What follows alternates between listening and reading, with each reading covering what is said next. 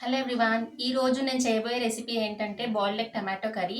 ఇంకేంటి లేట్ చేయకుండా వీడియోలోకి అయితే వచ్చేసేయండి. వీడియోలోకి వచ్చేయండి అంటే వీడియోలోకి కాదు రావడము, నా వీడియోని చూడండి అని చెప్తున్నాను. ముందుగా ఎగ్స్ని వాష్ చేద్దాము మంచిగా. ఒక్కొక్కటి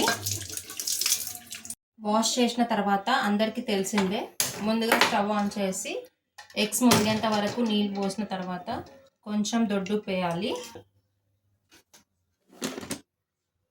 నేను ఎగ్స్ని కంపల్సరీగా హాఫ్ అన్ అవర్ అన్న 45 మినిట్స్ అన్న కంపల్సరీగా బాయిల్ చేస్తాను. ఎందుకంటే మనకి లోపల మంచి ఉడుకుతుంది ఎల్లో అనేది. ఇప్పుడు మనం ఓన్లీ 15 మినిట్స్ ఉంచి దింపేసామనుకో లోపల ఎల్లోది అనేది బాయిల్ అవ్వదు అసలు, పైన వైట్ది కూడా మెత్తగా ఉంటుంది. అందుకోసమే నేను కంపల్సరీ అప్ టు 45 మినిట్స్ అన్న బాయిల్ చేస్తాను అనమాట.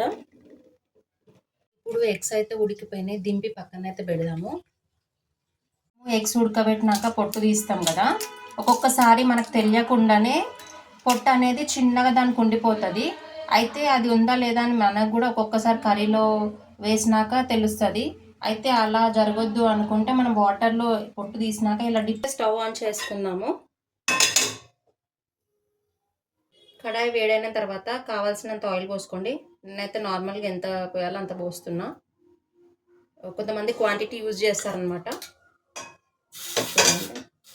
నేనైతే నార్మల్గా ఆయిల్ తక్కువే వాడతాను, మరీ ఎక్కువ పోయాను. ఎందుకంటే ఆయిల్ ఎక్కువ ఉన్న టేస్ట్ అనిపించదు అనమాట మనకి, ఏ ఫుడ్ ఐటమ్ అయినా. అందుకే ఆయిల్ తక్కువ పోసుకోండి. ఆయిల్ ఎక్కువ పోస్తే ఏంటంటే కర్రీ కూడా చప్పగా అనిపిస్తుంది. నేను జీలకర్ర ఆవాలు అయితే యాడ్ చేస్తున్నా. చూడండి, నేను 4 ఎగ్స్ తీసుకున్నాను. 4 ఎగ్స్కి 2 ఆనియన్స్ ఇంకా 5 టమాటోస్, 5 to 6 టమాటోస్ వేసాను. ఎందుకంటే మన గ్రేవీ ఎక్కువ రావాలి కదా, అందుకని. చూడండి, నేను ఆయిల్లో మళ్ళీ ఏమేమి వేసానో చెప్తాను. ముందుగా ఆయిల్ వేసిన తర్వాత జీలకర్ర ఆవాలు పచ్చిమిర్చి కరివేపాకు ఆనియన్ వేసి మంచిగా వేగనిచ్చాను. ఆ ఆనియన్ అయితే వేగింది చూడండి. ఆ తర్వాత కావాల్సినంత పసుపు యాడ్ చేయండి. స్పూన్ అల్లం వెల్లిగడ్డ పేస్ట్ వేయండి. అల్లం వెల్లిగడ్డ పేస్ట్ మంచిగా వేగిన తర్వాత టమాటో యాడ్ చేయండి. చెప్పాను కదా, నేను ఒక 2 ఆనియన్స్కి ఒక 6 టమాటోస్ అలా తీసుకున్నాను.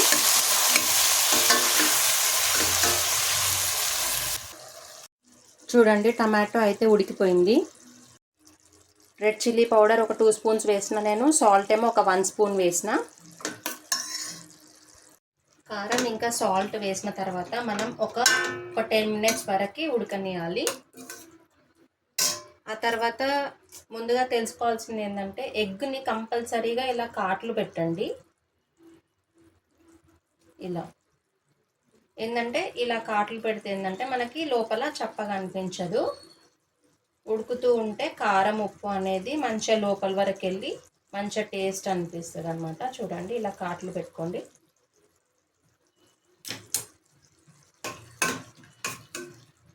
ఆ తర్వాత ఎగ్స్ని వేసేస్తున్నా. చూడండి,